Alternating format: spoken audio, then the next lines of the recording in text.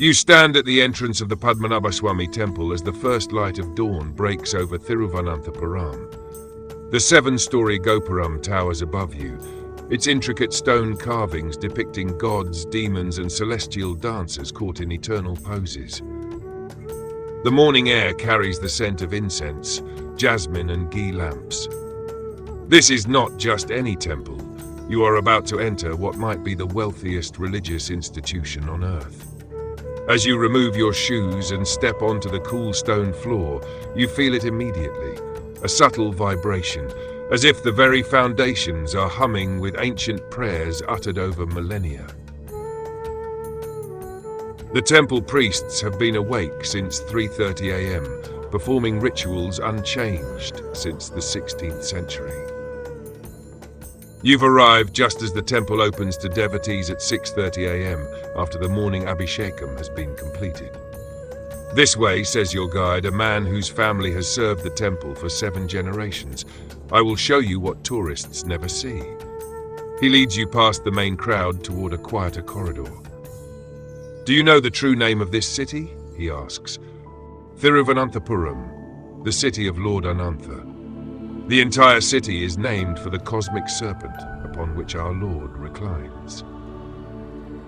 You've researched this temple before coming, read about its treasures in international newspapers, but nothing has prepared you for the feeling of actually being here, walking where kings once prostrated themselves before their god.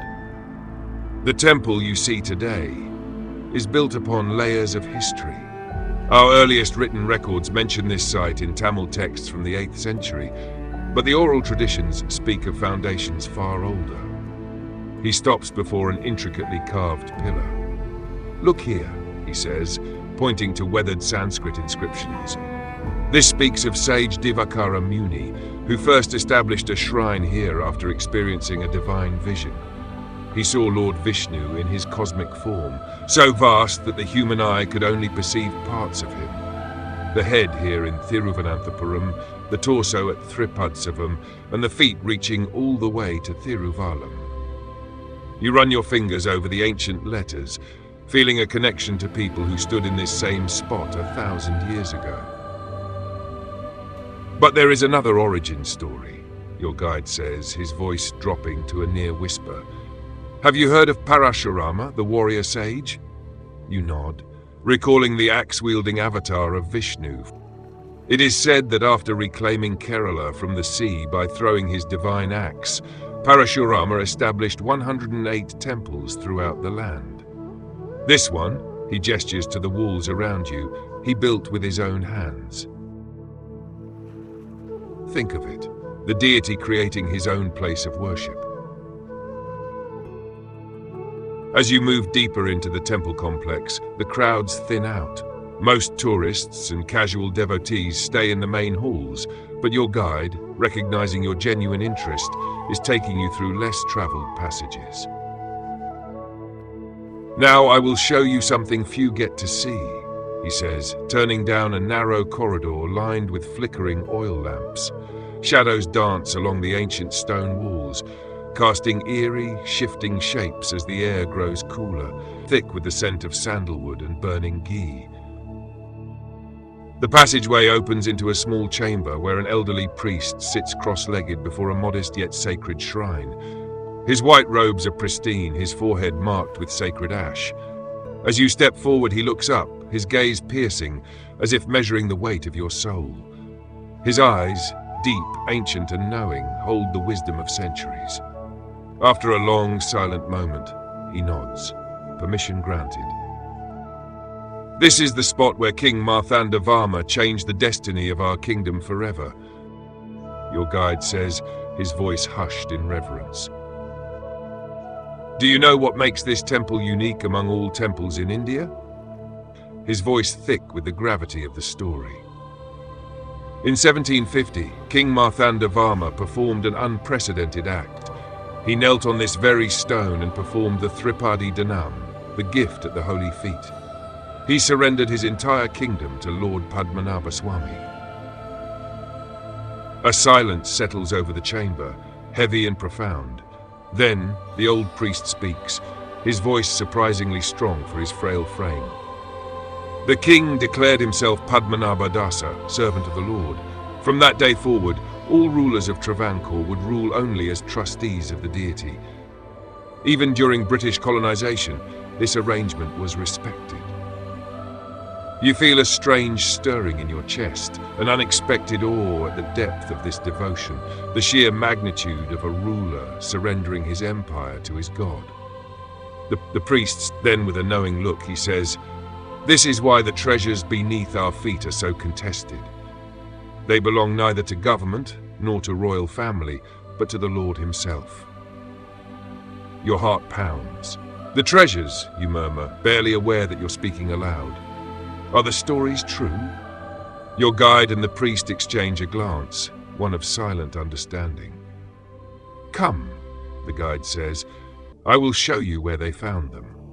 You follow him through a series of increasingly ancient corridors, the air growing heavier with every step, thick with the whispers of history. Finally, you reach a heavily guarded doorway. Two armed men stand at attention, their expressions unreadable. Your guide murmurs a few words in Malayalam, and to your astonishment they step aside. "We cannot enter," he clarifies, his voice barely above a whisper. "But you can see the entrance to the vaults from here." You step forward hesitantly, peering past the doorway into a dimly lit stone chamber. The air is thick, almost electric. Your gaze falls upon a massive slab of granite lying on the floor, its sheer size and weight making it clear that it once sealed something far below. Your guide's voice is hushed but steady. "In 2011, by order of the Supreme Court, 5 of the 6 vaults beneath the temple were opened," he says. "Some had not been entered for over 150 years, others not for centuries." Your pulse quickens. You can almost hear it, golden anklets jingling in the echoes of time, the rustle of silks once worn by kings, the clinking of treasures hidden from the world for untold ages. Gold coins from the Roman Empire and Napoleonic era. Diamond-studded thrones, golden idols weighing hundreds of kilograms. Necklaces of emeralds and rubies. Golden coconut shells encrusted with sapphires. A solid gold sheaf of paddy weighing 500 kilograms. Ceremonial attire for the deity made entirely of gold coins stitched together. An 18-foot gold chain. Bags of gold coins weighing 800 kilograms each. You try to picture it, but the sheer scale defies imagination. Your breath catches in your throat. Beneath this temple, beneath your very feet, lies a hidden world, one that has guarded its secrets for centuries, and perhaps will guard them forever. But this is not even what most intrigues those who know the temple's deepest secrets, the priest says, having followed you silently. It is what remains sealed. The 6th vault, Vault B. A noticeable tension fills the air at the mention of this chamber. Even your guide seems to grow uncomfortable. "What's in Vault B?" you ask. The priest's gaze is penetrating. "No one living knows for certain. It has not been opened in recorded history." "Cannot be opened," your guide corrects. "The door has no hinges, no lock, no seam. It is sealed with a nagabandham, a serpent binding placed by ancient sages using sacred chants." The priest nods solemnly. "Legend says it can only be opened by a high-level spiritual adept who knows the Garuda mantra. Anyone else attempting to break the seal would bring catastrophe." You recall reading something about this, how the temple committee members who advocated opening this final vault reportedly experienced personal tragedies afterward. But hearing it here, in these ancient corridors, sends a chill down your spine despite the humid Kerala air. "Some say it contains the greatest treasure of all," your guide whispers. "Others believe it holds something far more valuable than gold, perhaps ancient knowledge or a portal to another dimension." The priest silences him with a sharp glance. "We do not speculate on what the Lord wishes to keep hidden." You're escorted back to more public areas of the temple, your mind racing with images of sealed chambers and unimaginable riches. As you emerge into the main hall, your guide points upward to an architectural feature you hadn't noticed before. Look at how the central beam aligns perfectly with the rising sun during equinoxes, he says. The entire temple is positioned according to precise astronomical calculations. Nothing here is accidental. He leads you toward the inner sanctum, where devotees wait for a glimpse of the deity through 3 distinct doors. The main idol is unlike any other in India, he explains as you join the queue. It is made from 12,008 sacred shaligram stones brought from the Gandaki River in Nepal. These stones contain fossilized shells and are considered naturally divine manifestations of Vishnu. The stones are bound together with a special mixture called Katu Sarkara Yogam, a paste made from mustard, honey, brown sugar, and secret herbs known only to the head priest. When your turn comes to approach the sanctum, look first through the right door to see the Lord's face, then the middle door for his torso and hand, finally the left door to view his feet. This is how the sage Divakara experienced his vision. You follow his instructions, and through the first door you glimpse an enormous golden face emerging from the darkness, illuminated by ghee lamps. Through the middle door you see the cosmic form extending, one hand resting in eternal blessing. Through the third door, divine feet extend with lotus symbols clearly visible. The massive idol is 18 feet long, reclining on the 5-hooded serpent Anantha. The gold covering gleams in the lamplight, creating an impression of something both physically present and otherworldly. A sound draws your attention. The temple priests are performing an arti ceremony, circling oil lamps before the deity while chanting Sanskrit verses.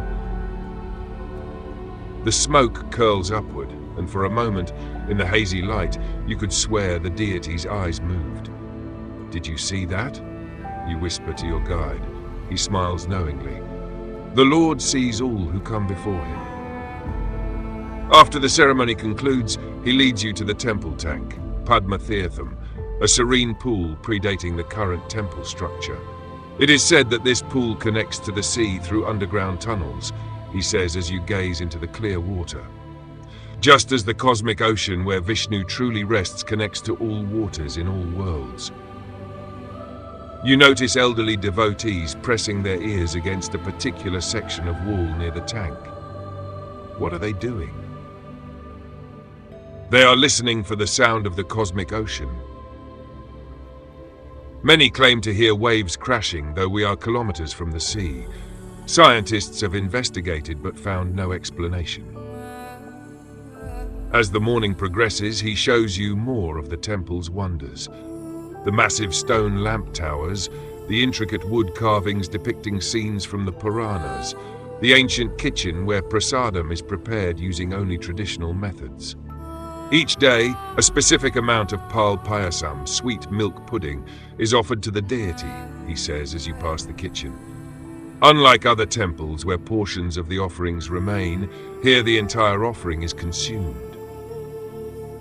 Consumed by whom, you ask? He simply smiles. Devotees believe. By the Lord himself. In a quieter corner of the complex, your guide introduces you to an elderly woman sitting peacefully in meditation. "Tell our visitor your story," he encourages her. The woman opens her eyes and studies you before speaking. "My granddaughter was born with a heart condition the doctors could not treat. They gave her 2 years to live at most. I brought her here every day for 41 days, as the temple priests instructed. On the final day, something extraordinary happened. She began laughing and running, her lips no longer blue. When we returned to the hospital, the doctors found no trace of her condition. She is now studying medicine at university in Delhi. You hear similar stories throughout the day, miraculous healings, sudden reversals of fortune, unexpected blessings attributed to the deity's intervention. During the invasion of Tipu Sultan in the 18th century, your guide recounts as you walk, his forces mysteriously changed direction just before reaching Thiruvananthapuram. All other kingdoms fell, but the temple remained untouched. The sun is beginning to set when your guide leads you to a small chamber normally closed to visitors. Inside, an artist works meticulously on an intricate mural depicting the reclining Vishnu. Our temples do not just preserve the past, your guide says, watching the artist apply natural pigments to the wall.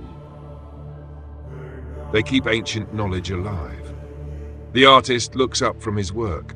The colors I use are made according to recipes thousands of years old, he explains. The red comes from cinnabar, the yellow from orpiment, the blue from indigo. Each has medicinal properties as well as visual beauty.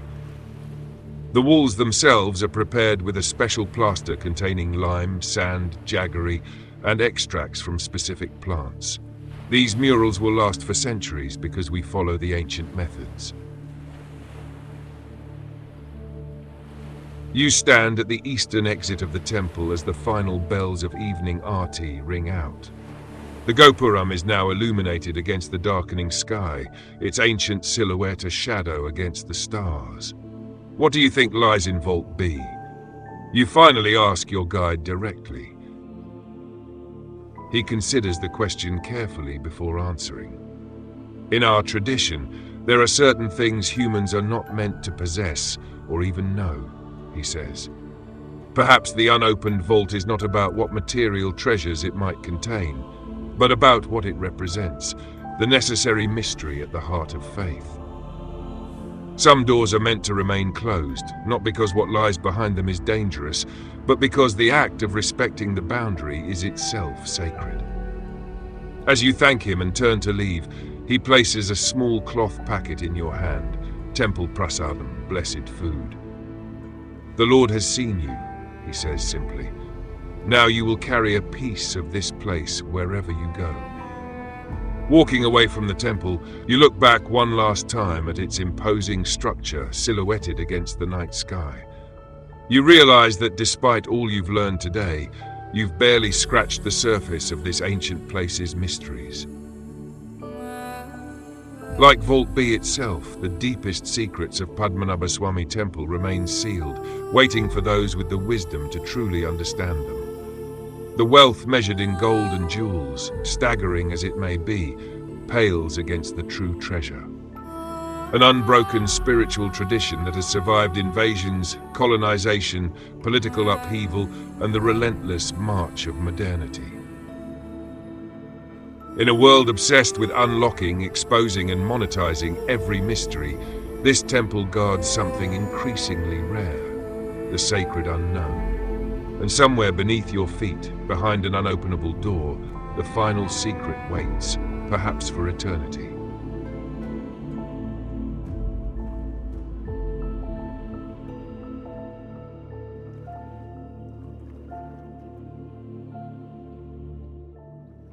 Thank you for joining us. That's the story for today. If you enjoyed this one, stay tuned. We have plenty more stories to share. Want to be the first to hear our next news stories? Then click the subscribe button and turn on notifications. See you soon.